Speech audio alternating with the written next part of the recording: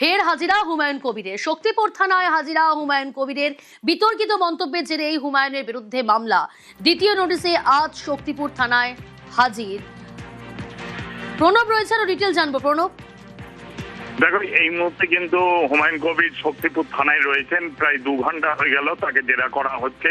প্রসঙ্গত হুমায়ুন কবির এর আগে রেজিনগর থানায় দুবার তার বিতর্কিত মন্তব্যের জন্য দুবার হাজিরা দিয়েছিলেন এবং শক্তিপুর থানাতেও কিন্তু প্রথমবার তিনি যাননি, কিন্তু দ্বিতীয়বার তাকে আবার নোটিশ দিয়ে ডাকা হলে আজকে কিন্তু দিয়েছেন এবং এই মুহূর্তে তাকে জেরা করা হচ্ছে।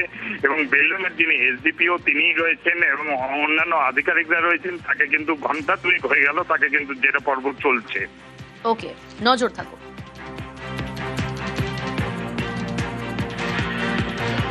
বাকি প্রায় 8ই মে থেকে কেস হয়েছে 26 জুন।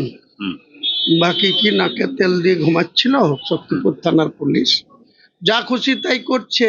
তাদের বিরুদ্ধে আন্দোলনটাও করা যাবে না, তাদেরকে ডাইরেক্ট হুমকি দেওয়া হচ্ছে। 22 তারিখে রেজিনগর থানার একটা কেস কানেকশনে আমার ভাইপোকে অ্যারেস্ট করা হলো, ঠিক আছে, কিন্তু তাকে মারা হলো কেন?